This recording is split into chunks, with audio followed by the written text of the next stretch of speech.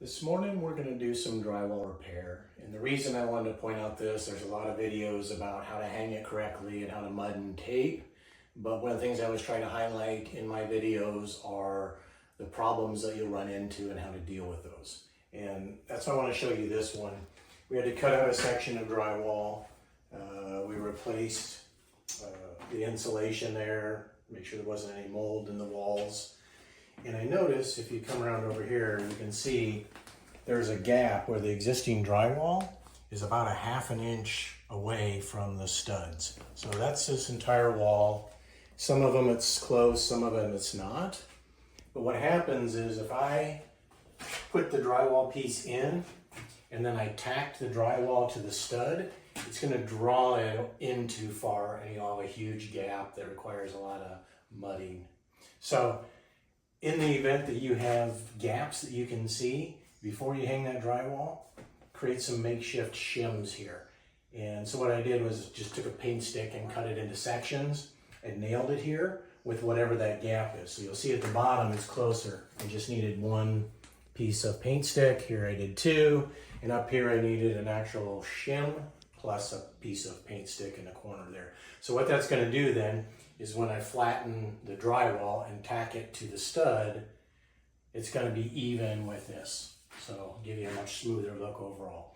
The other thing I did was you're going to put tape over this and mud it, but it's a very long run, and that's where you can get a weak point in the drywall is once it's moving, it can shift and crack on that joint. So I threw a little bit of plaster, just normal spackle plaster repair up here, just on these edges. It doesn't have to be everywhere. You're not trying to fill that gap. You're just trying to essentially create a bond like glue. So you just put a little spackle in that area that you want it to sit in and bond to. So I'm doing the corners, just buttering that. Doesn't have to be pretty because you're just going to smash the drywall in against it.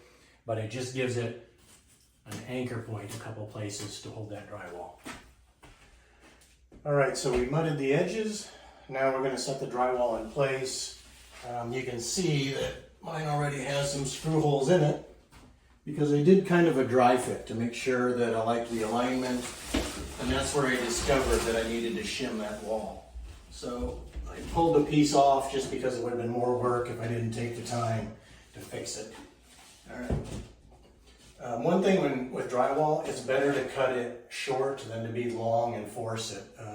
So you want to make sure that you have enough gap that this will just nicely fit in here.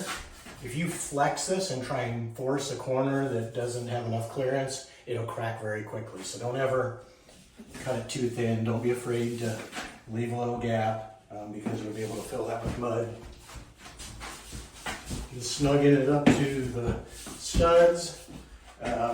You'll see that I have pencil marks here. Before I hung this drywall, I marked where all of the studs are. And so that makes it easier to screw it in. You don't have to have a stud finder, so just remember to do that. And when you start, picture your drywall tape. Let me grab some here. The seam that you're going to cover is like with 2-inch tape. So you're going to have a little bit of mud below that and above it. But what you want to do is try and put your screws within the width of this tape. That way, when you come back and tape it and mud it, it covers up all the screws. So I come down about ½ an inch to 3/4 of an inch and set my screws.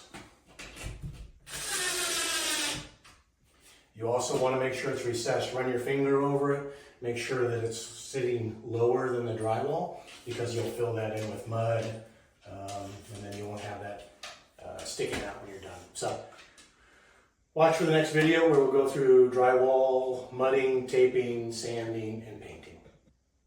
Thanks for watching.